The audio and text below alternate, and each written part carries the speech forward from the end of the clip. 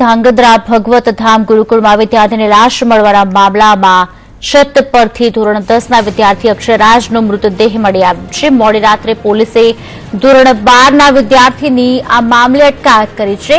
ગળે ફાંસો આપી અક્ષયરાજસિંહની હત્યાની કબૂલાત કરી છે। દોરી વડે ધોરણ 12ના વિદ્યાર્થી અક્ષયરાજની હત્યા કરી છે। પોલીસે આરોપી સાથે અન્ય મદદગારોની તપાસ પણ હાથ ધરી છે।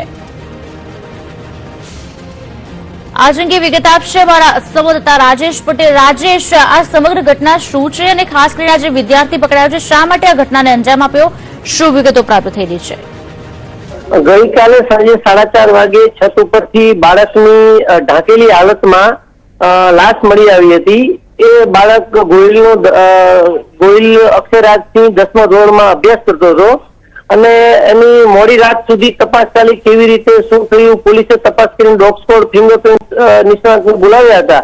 મોડી રાત્રે એક વિદ્યાર્થીએ આ બંને મૃતક અને જે આરોપી છે એ બંને વિદ્યાર્થીને છત ઉપર જોયેલાનું જણાવતા પોલીસે એને પૂછપરછ કરતા એને પોતે અત્યારે કબૂલાત કરી છે અને અત્યારે પોલીસે ધરપકડ કરી અને આની સાથે બીજા કોઈ વિદ્યાર્થી કે અન્ય કોઈએ મદદગારી કરી છે કે કેમ એની પણ તપાસ હાથ ધરી છે।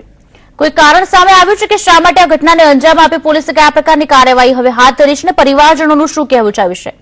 12મા ધોરણનો વિદ્યાર્થી જે આરોપી છે એ બીજું કઈ બોલ્યા વગર મેં માર્યો છે અને મેં એને ગળે ટૂંકો દઈને મારી નાખ્યો એક જ વાતનું રટણ કરે છે। એટલે હજી સુધી અન્ય કોઈ મદદગાર છે કે નહીં અને જે મૃતકના પરિવારજનો છે એમનો એવો આક્ષેપ છે કે એક બાળક આવું ન કરી શકે અને આની સાથે અન્ય કોઈ પણ મદદગારીમાં હોય।